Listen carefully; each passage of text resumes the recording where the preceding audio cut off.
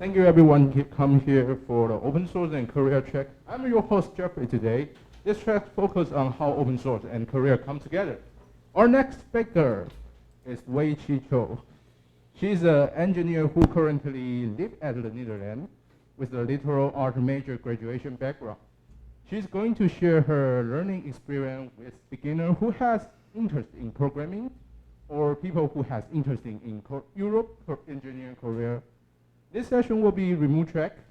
Speaker will be on Google Meet. There. You can interact and speak with him, QA with him, with her later. Okay? Let's welcome Wei Chi Cho. Hello, I'm Wei Chi. Thank you for having me. I'm really glad to be here today. In my talk today, I'm going to walk you through my journey of becoming a developer in Europe.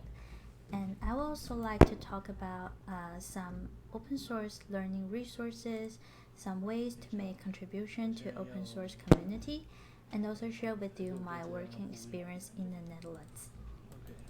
So first, some background about me. I am a front-end developer at HBO Max. HBO Max is a streaming product. It's similar to Netflix or Disney Plus, but HBO Max has not been launched to Taiwan yet, so I truly hope that we can meet you soon. And before that, I was a liberal arts graduate. I studied history at NTU. So you might wonder, how did I become a developer? Well, it's quite a journey actually. Back in 2018, I moved to the Netherlands. I lived in Amsterdam. And I struggled to find a job because I don't speak Dutch at all. And at that time, many of my Taiwanese friends who work in Amsterdam are all software developers. And they told me that there's like really low or even no language requirements for working as a developer. So that's actually the first reason for me to start thinking about making a career change. So it's nothing noble. I just wanted to survive. I just wanted to get a job. But after I started taking some online courses, much to my surprise, coding is fun and it brings me a lot of joy.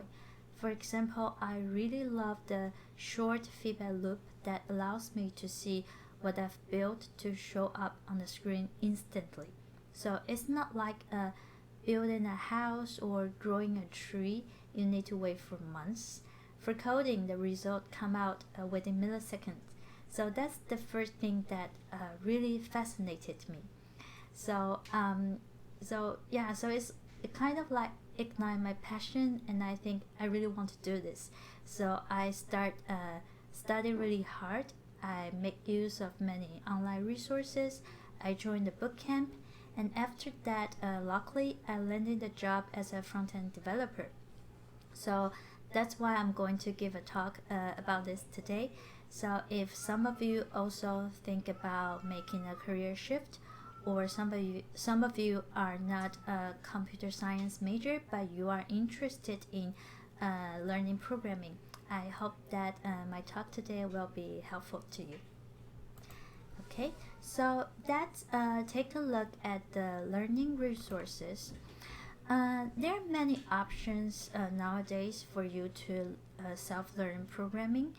There are a lot of online learning platforms out there, and you can do it like a traditional way. You can read a book, you can read some articles, you can watch the YouTube videos. The reason for me to introduce these two websites specifically is because first, they are both open sourced, and secondly, speaking from my own experience, they are really, really helpful to me during my journey. So let's take a look. The first website is FreeCodeCamp. This website provides you with a lot of courses, a lot of articles. They're all free of charge. It's open sourced. And my suggestion is that you can start with basic HTML, CSS, and JavaScript. These are the free fundamentals for front-end developers. And what I like about FreeCodeCamp is its interactive tutorials. I will show you a short live demo shortly, so you can see what I meant by interactive tutorials. And then we have MDN. MDN contains a lot of documentations about web standards, web technologies. It's very handy, very useful. You can think it as a dictionary that you can look up things easily and quickly. So I visit this website like every day during my daily work. So this website is really highly recommended for you to at least take a look, explore it a bit. And so I think it would be nice for us to take a look of the website so I can show you the live demo. Okay, so this is the website of FreeCodeCamp. So you can see on the left hand side you have the search bar, so you can basically just type whatever you want to learn. For example, JavaScript, TypeScript, React, so on and so forth. Or you can click on the menu and there's a curriculum here, so you can follow the curriculum they designed. Basically it's up to you how do you want to explore, how do you want to make use of this website. And then this is the course that I want to share with you. This is the basic JavaScript, and this is actually what I started with. So inside this course you can see there's a lot of very short, simple topic. For example, like how to declare a variable, how to comment. And so you can do this small topic one by one because each one is just so very short, and you don't necessarily need to follow the order, so it gives you a lot of freedom and flexibility. So how can I do this? We can take a look of one topic together. Okay, so when you click on one of the topic, it looks like this. You have the description on the left hand side, and you have this coding area on the right hand side. And then once you finish your coding, you can click on the run the test, and you can see if you pass or not. Did you meet the requirements? So we can do this together. So in this topic, it wants me to convert the string into an integer using the function parsing.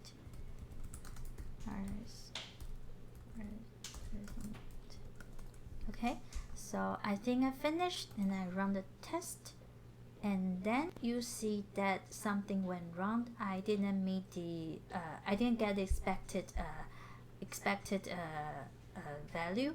So I have to take a look at my code again, and I noticed that I didn't pass the string. That's why. Okay, so I run the test again, and voila, I passed the test. So this is what I meant by interactive tutorial. So it's not like reading an article or watching the video. In FreeCodeCamp, it gives you this hands-on practice opportunity, so you can try this practice by really doing some codes. For me as a beginner, it gives me more fun and make me feel more involved. So that's why I will highly recommend this to total beginners.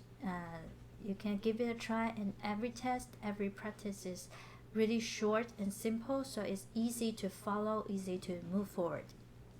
Okay, and then let's take a look at MDN. This is the homepage of MDN, and you have the search bar here.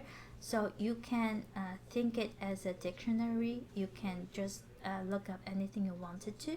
So for example, we just learned about parsing from FreeCodeCamp, right? But I want to learn more about it.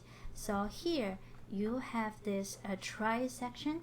You can run, and you can alter the value here.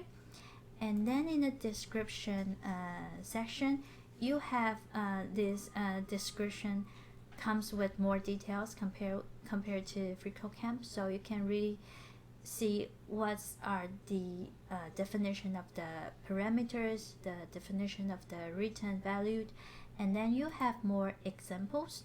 You can take a look, and then you have this see also section, so it listed down the related topics, related functionalities. So this is the way I learned. I learned something from FreeCodeCamp, and I always go to MDN to look it up to see just to have a better understanding about it, and also explore the related topics. Okay, so this is just one example, and we can take a look of the other one. So for example, you want to check out some CSS property, opacity for example, and then you have this demo section you can play around, and also you can change the value here to see how it looks like.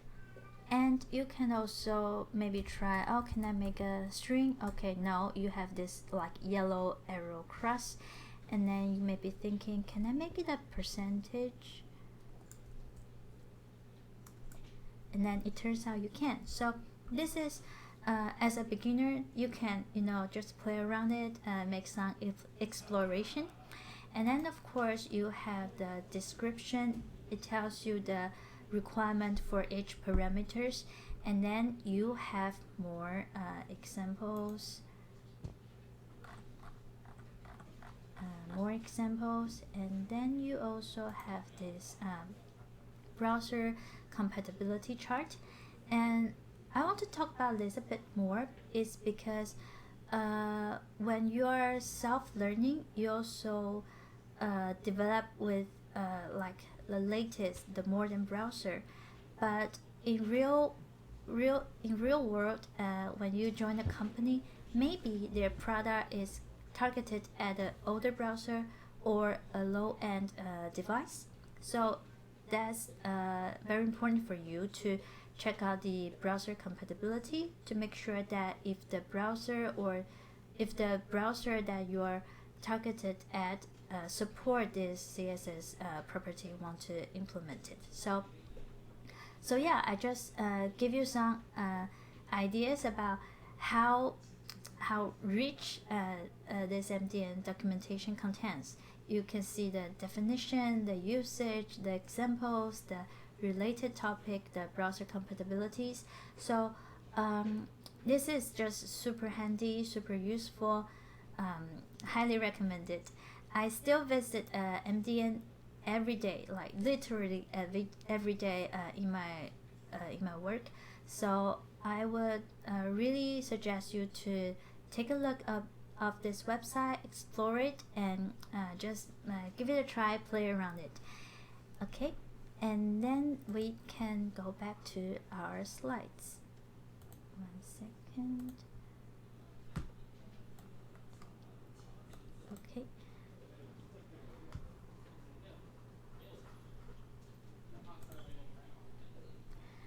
Okay, so we just talked about some learning resources, and once you feel like you're more confident as a developer, you might start thinking about contribute to open source project.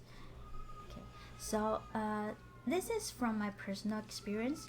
When I have some skills about like very basic JavaScript, TypeScript, I think about, okay, I want to make some contribution. I want to solve some bugs on the open source project. But when I looking at their box list, there are not much good first box left for me to pick up. So what is a good first box? These are the bugs identified as a good introduction to the project. They're often relatively easy to solve, so that's why we as a beginners are encouraged to pick up the good first box first. Okay, but if you take a closer look at those like big popular open source project, for example, the Firefox browser or the React, you can see that there's actually not much good first box left for you to pick up, and what's left open are either super complicated, super difficult for beginners, or there are already many people tackle on it. There's a lot of already a long discussion thread on it, so it's kind of difficult for you to just jump into and work on that bug. So this is the difficulty that I faced when I tried to make some contribution to open source project. That's why I want to provide you with other alternatives. This is something I done before. The first one is that you can think about making contribution to MDN localization or translation. So we can take a look at this screenshot. So every page on MDN, you can click on the language button, and in the drop-down menu, you can see how many other language already supports this page. So for example, on this page, there's not yet a traditional Chinese version, so this is something you can help out with. So I've done this like a few years ago. I helped with translating a basic HTML standard page and basic CSS page, and by doing so, my feeling is that it's quite nice and beneficial to yourself, because in order to make the translation, you need to first read through the articles, you need to understand the topics, and then you can really write it in your own language, right? So it's like a learning process. You're not only contributing to the community, but in the same time you're also learning, you are gaining more knowledge, you are improving your own skills. So I think this is a win-win way to make contribution to open source community.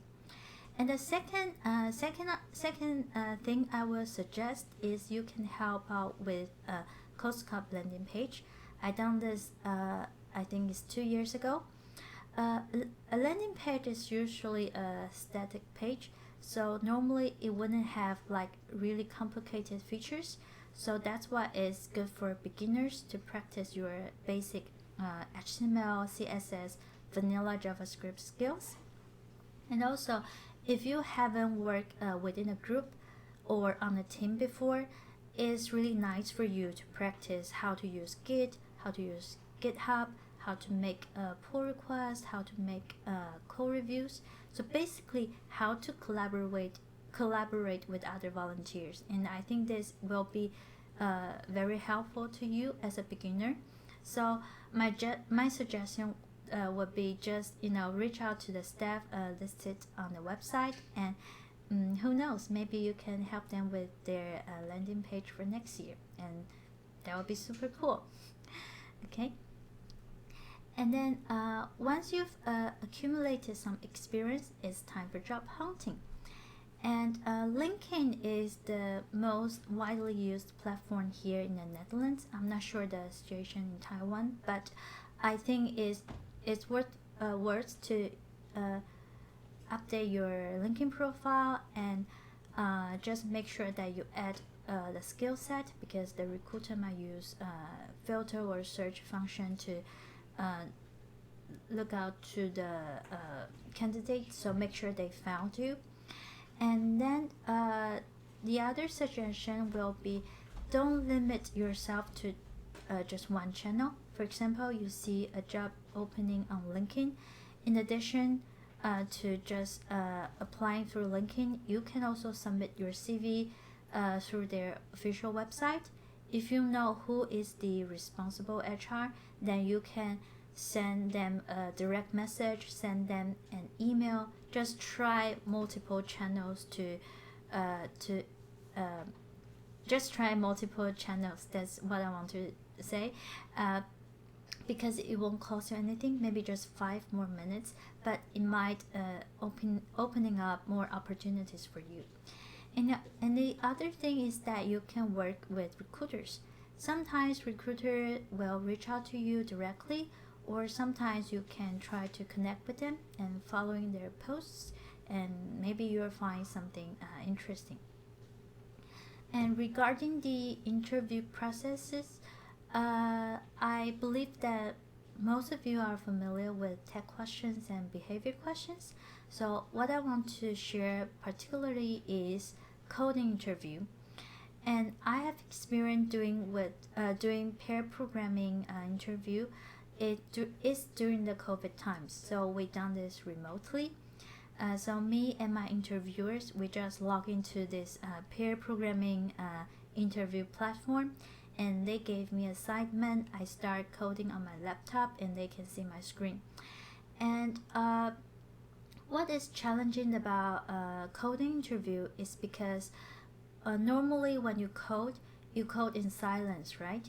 But during the interview, you are forced to speak out loud your thoughts, so that your interviewers can evaluate your way of thinking. They can have discussion with you, and this way of coding contradicts your daily habits. So this is something you need to practice. So if you know that you are going to have a code interview, whether it's pair programming or whiteboarding, make sure that you practice beforehand and get your developer friends to do this together with you. I think that will be helpful. And then about visa, because I don't have experience in working in other countries, so the situation I'm sharing here is solely in the Netherlands. So basically, most company will sponsor you with highly skilled migrant visa, but just remember that this visa comes with a certain salary requirement. So you just remember to mention this with your recruiter. Make sure the company knows the process, they knows the rules, they know how to apply this for you. And then about relocation package, if you are hired overseas, most of the big companies will provide you with relocation packages, but what is covered by these packages may differ from company to company, or from job title to job level to job level. So make sure you double check this with your recruiter beforehand. Okay, so those are the practical things, and then now I want to talk about the culture here. So one thing I observed is that here in the Netherlands, they really value work-life balance. For example, we have a holiday allowance. This is regulated by the government. It means that all the company need to pay holiday allowance to the employees. And holiday allowance is the amount of money that is in addition to your regular salary. So they're like basically give you money and encourage you to spend it during your holidays, because they believe that it is important to take a break, go on vacations. It will be good for your mental health. So this is one of the things that I was shocked when I first heard about holiday allowance, and then I also very appreciate this. And the second thing is at my current company, we have this summer program, meaning that our company give us half day off on Friday during the summer times. So they encourage us to stop working in the afternoon on Fridays, go outside, enjoy the sun, spend time with your family and friends. And I just think this is super cool. You can really see their attitude towards work-life balance and how they value this. So this is something I personally really appreciate, and I find it really attractive for me to working here. And then the other thing I want to share is the work from home experience. So 2 or 3 years ago, we have our first lockdown. That's the time when I joined my previous company, Deloitte.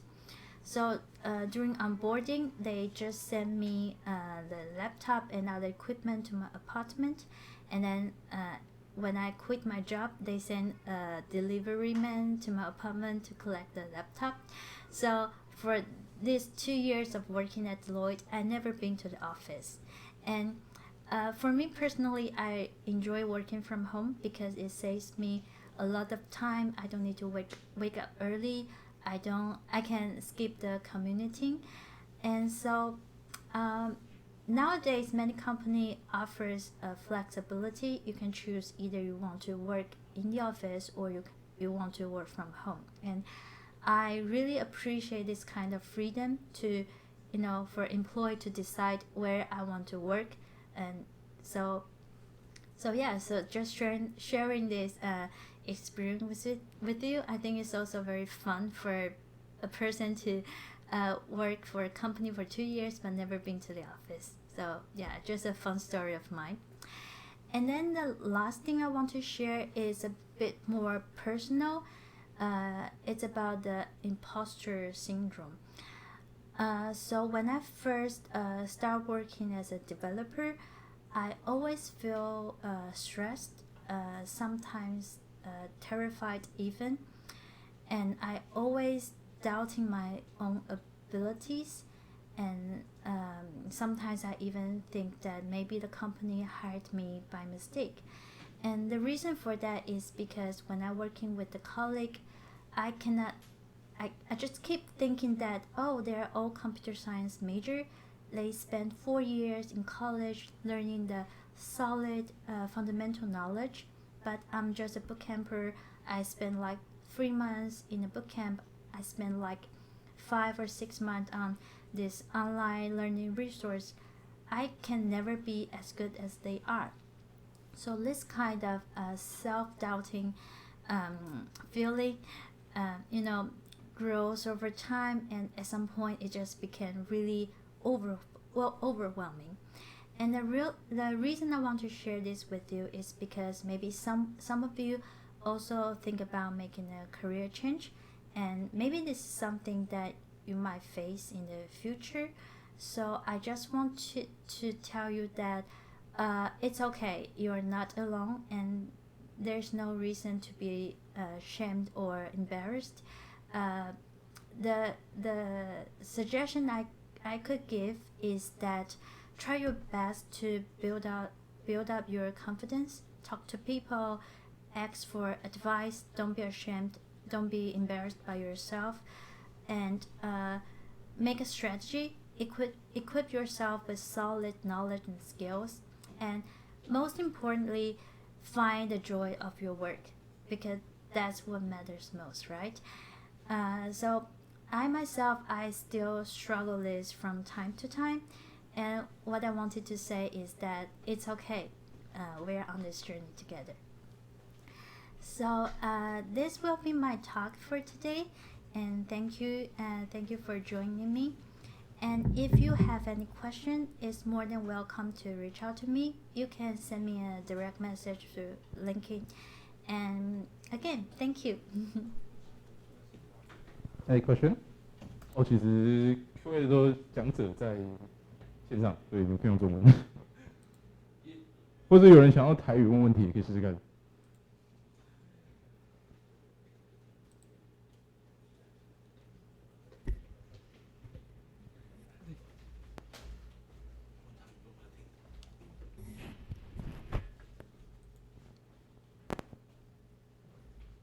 是拿到工作，在台湾拿到工作签才过去的吗？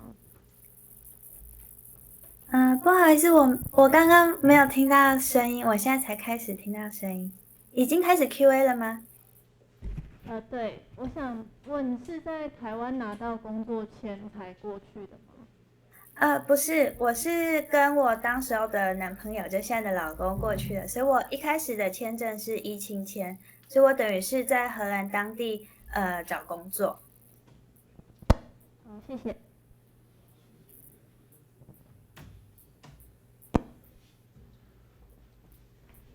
那还有其他人有想要问讲者的问题吗？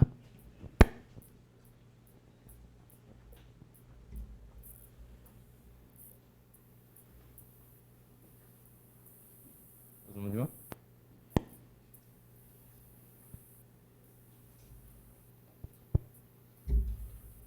有人想问看有什么机会可以当讲者的同事吗？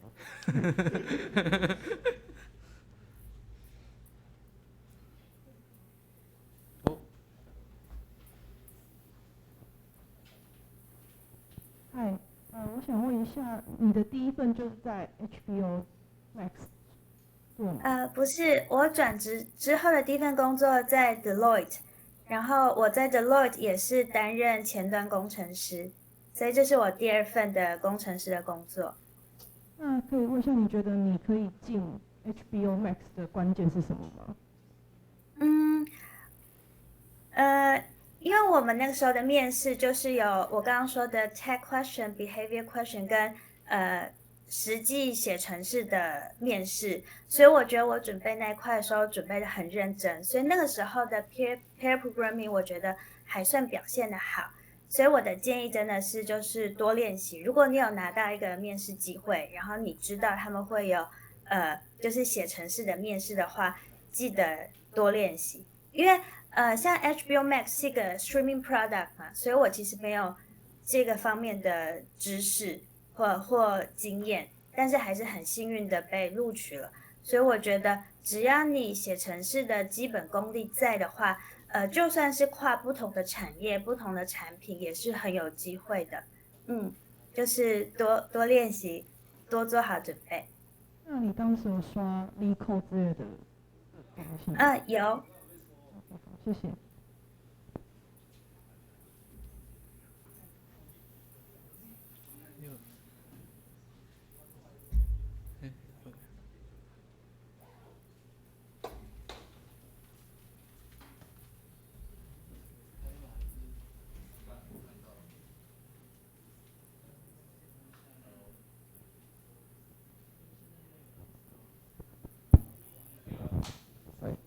你好，想要请问，就是当初离开那个 Deloitte 的原因是什么？还是说就是想要就换一个地方试试看这样子？就是我在 Deloitte 它有一个 consulting 的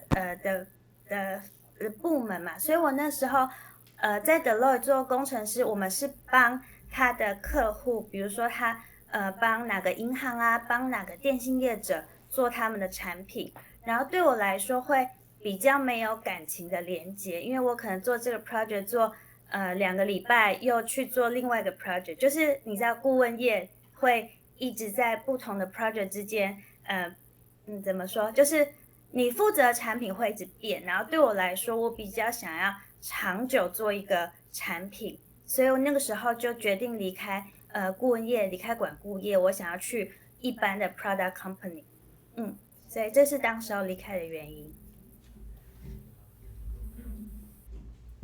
时间关系，最后一个问题。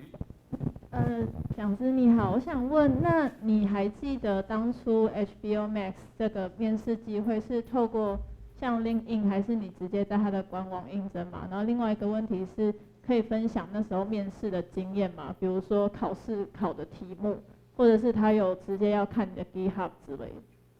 谢谢。好，第一个问题，这不是我主动投的，是他们的 HR、他们的 recruiter，直接来联系我，这是第一个回答。然后第二个部分，面试的考试的内容就是一般的，就是问一下你对技术的了解啊，然后问问你的 behavior，然后coding 的内容我也许不能提供，但是我可以说就是跟 LeetCode 很像，所以如果你有 coding 的面试机会的话，就是可以多去刷 LeetCode。然后我想要再强调，就是通常这个考试的难不是那个题目难的本身，难的是因为你在做 pair programming， 你一边 coding，你要一直讲出来说，我第一个想法是好，我想要这么做，然后你可能coding 一下之后发现这行不通，所以你要再把自己的想法讲出来说，这个好像行不通，我现在想试看看另外一个方式。所以我觉得难的不是一直去刷LeetCode，我觉得难的是你要练习找朋友啊，就是陪你练习做这种把想法大声说出来，然后 coding 的时候有人家在看，不要有压力，的那个情景，这是我觉得比较需要练习的地方。OK， 好，那时间差不多，就在3分钟就要换下一场比赛。对。那如果还有问题的话，我们就用 HackMD 的共笔或者是其他方式问吗？好，谢谢。那拜拜。谢谢，拜拜。拜拜。他看到你站在这里，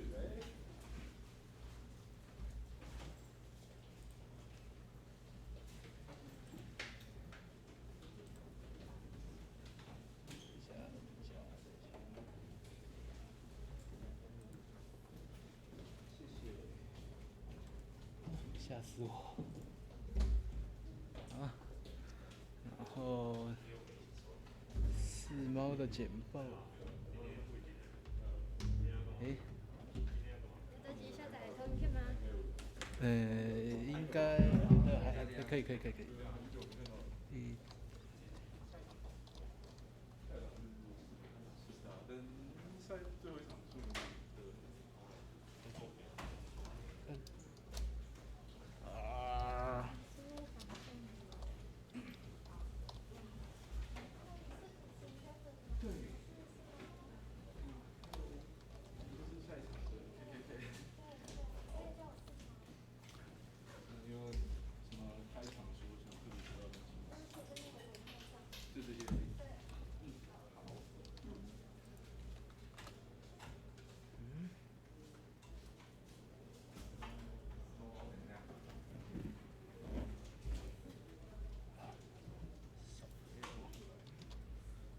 抱歉，上一场有点delay。没关系。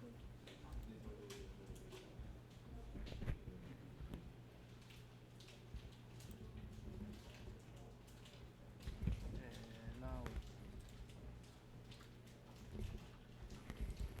我们开的有办法直接全荧幕吗？还是你要？等一下，我想。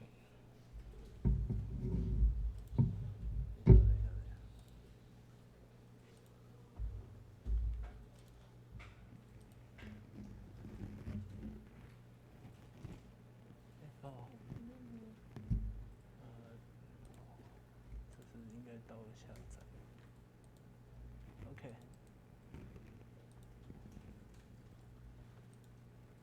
你先开场。OK。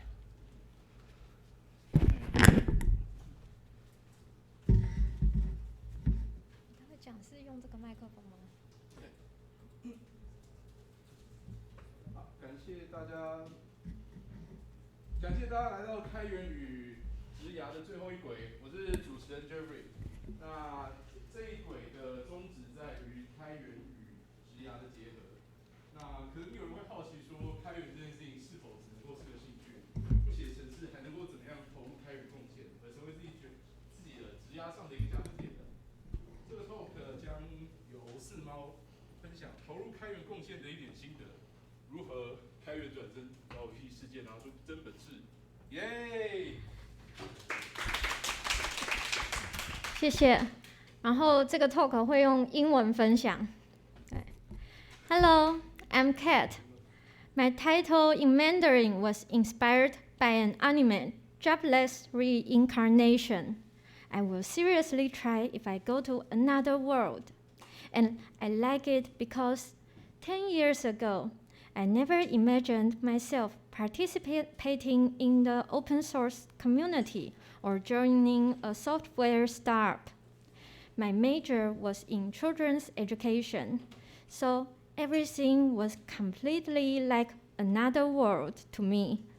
But the truth is, I chose this title only because I like anime, and I want to put some images from anime in the background. Yeah, so it is. In the next 10 minutes, I'll give a brief overview of how I first became involved in the open source community, what it's like to make contributions to the community as someone who is not a programmer, and whether or not my employer encourages such activities, and how it's helped my career. And finally, what I've learned as a long-term community volunteer. First, who I am. I am cat, aka for cat, because so many people just call me cat because it is long. And although my ID contains 4 cats, but I only have 2 cats because it is costly. And why am I here? I enjoy working with open source software, and I've been a volunteer with COSCAP since 2013. And I have a dream that one day this conference will have more diverse, inclusive content for people from all over the world who attend the COSCAP. So I challenge myself to give a talk in English so that people from other countries can attend the conference without any language barriers. How my open source software journey began. It's many years ago. I joined Open Source Software Foundry, an organization that goal was to promote free and open source software. There was a funny story behind it. Unfortunately, the time is limited today. I hope to share with you about it next time. During that time, I learned about open culture, and I really believe the open source and open culture are the technology for good. So I kept joining even after I left the organization. And contribute to community as a non-programmer. There's one thing is certain. You don't have to be a super hacker or a geek to join and make a difference in the community. You can certainly give yourself power. And you can be a glue person, which is the first thing I have in mind. This is an article that I've read before and want to share with you. One goal of COSCAP is to bring people together who have similar interests, that they can get to know each other and work on fun projects together, just like glue. And when speak to hosting and activities, you'll always feel understaffed when hosting an activity. Administrative work is low-key, and you don't get to enjoy the spotlight like as the speakers do. So it takes great passion to keep doing it. Of course, and you can grow with the community, learn other skills, and make more difference. And why companies support open source? There's a quote from Linux Foundation's report. Open source software has transformed our world and become a backbone of our digital economy and the foundation of our digital world. From the internet and the mobile apps we use daily to the open operation systems and the programming languages we use to build the future. It has played a vital role. It is the lifeblood of the technology industry. Today, it powers the digital economy and enables scientific and technological breakthroughs that improves our lives. It's in our phones, our cars, our airplanes, our homes, our businesses, and our governments. From this quote, it is obvious to see that open source software is a trend that every company wants to grab. The earlier you get involved, the better chance you stand. So, are there benefits to the career? Absolutely. Take myself for a vivid example. I was recruited by my current company because of my contribution to the open source software community, and because my company takes a great interest in developing relevant tools. Here is our latest open source project, just came out a few weeks ago. PipeWriter is a data reliability toolkit for identifying data quality issues across pipelines. And we created pipelines after months of industry research, and it is available on GitHub now. Please do me a favor. If you are logging in GitHub now, and please give me a start. And if you have a friend that is a data engineer or data scientist, please share PipeWriter with them, please. Yeah. We hope this tool can help them building better data reliability. And finally, the lesson learned during these years as a long-term volunteer.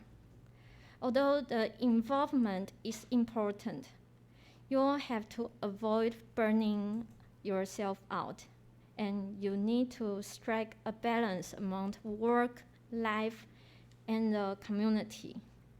In terms of making your passion sustainable, you should always try to look for the cherish and the fun among the process. Fun is really important. And speaking of fun activities, the most fun activities after COSCUP is PyCon APEC 2022. And we have 4 keynotes, 50 talks, 4 tutorials, and just search PyCon APEC now. And it's the last day. I think it's the last day to buy the ticket. And there's a promotion code that you can get discount, but I have forget to put it on my slide. You can ask me later. Yeah, that's it. Thank you. You can connect with me on LinkedIn or start us on GitHub. Thank you.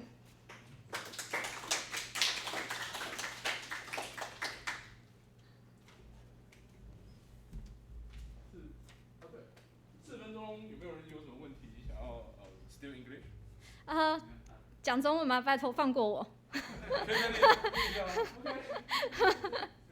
OK， 那中文你那个我想请问的是，既然就是不想要英文回答，那为什么想要英文演讲？这在第6页我讲。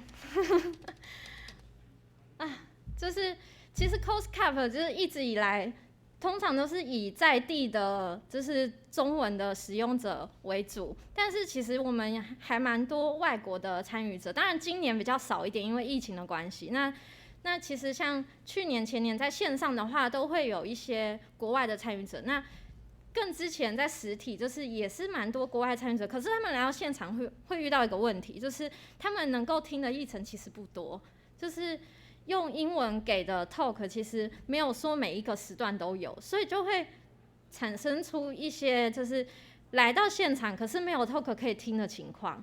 然后所以其实议程组在前几年就想要推广大家说，如果你来分享的话，可以尽量就是投影片写英文，或者就是如果你可以用英文演讲更好。但是这件事情真的是有难度，我自己做起来也觉得超级有难度，就是心理障碍很大。但是我想说，就是身为议程组组员，就是一定要试试看，挑战一下自己。对，也希望就是虽然说现场好像没有真的遇到国外的讲者，或国外的参与者，但是就是希望就是未来这种英文的 talk 可以越来越多，或者是英文的内容，就是让来自国外的朋友都有地方可以参与。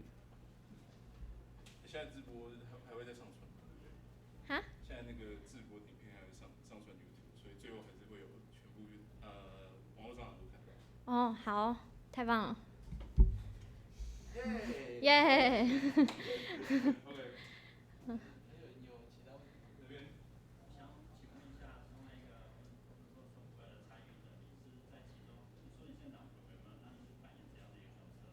我是扮演推广者的角色，就是我觉得 open source 好棒棒，就是我自己就是在 CodeCup 已经当了8年的志工了。那我是真的觉得，就是这件事情是对社会或者是对大家是有帮助的，所以我觉得这是让我一直可以持续的参与下去的。就是我觉得，你看，像现在也越来越多的，就是使用开源软体的公司，然后也越来越多人在使用开源软体。虽然说贡献的人可能没有使用的人那么多，但是我觉得这就是 CodeCup 继续在这里推广的原因，就是希望大家除了使用开源软体之外，就是也可以参与其中，然后可以贡献回去。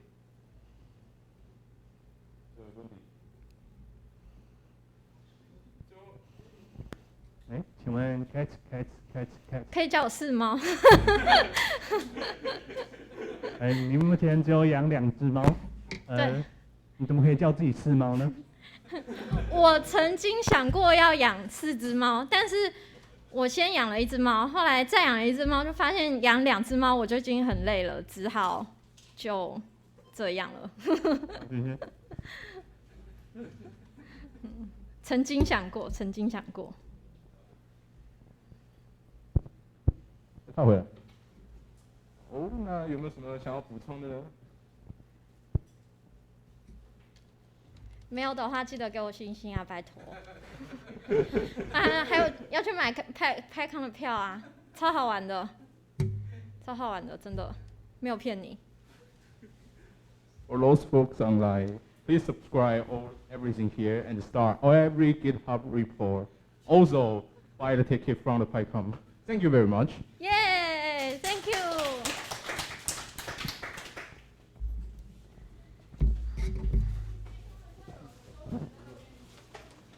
欢迎等一下大家就是到RB05听闪电讲，各种拔线秀不是啊。大家最期待的part。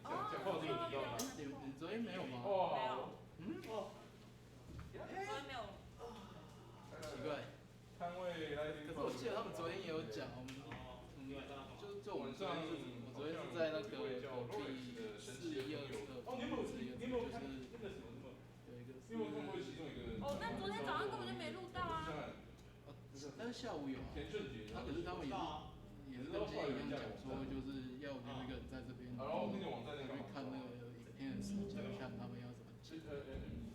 就是有很多关于这些东西的，然后有一个 podcast， 应该是他可能有一些文件的事情，但没有特别在讲这件事，可能是要求吧。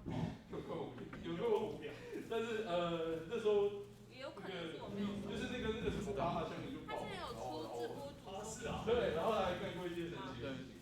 他们是说有出手册，但是我一直都没看到。对啊，因为我一直没有看到，所以我不知道啊。然后就是我来的时候，他们也没有任何一个人跟我讲这件事情。他们来了3次嘛。等一下，所以他不是每一轨都有讲。对啊，然后而且他昨天，因为其实我来的时候有先 prepare， 然后我就先把那个整天所有的 PowerPoint 就下来，然后影片也塞好了。结果他中午来就把电脑关掉，我下午来的时候就全部要重新下载。晚上还是？ What the hell？ 我不知道，他就雷我啊，然后我就超傻眼，我想说现在是怎样？但我觉得事情过了不想讲，但就是觉得很傻眼。啊，不就好险影片载很快，不然我就吐出来。看来直播主今天状况不太好。可能吧，但其实我觉得也有可能是，但其实我觉得都就是如果他提前讲，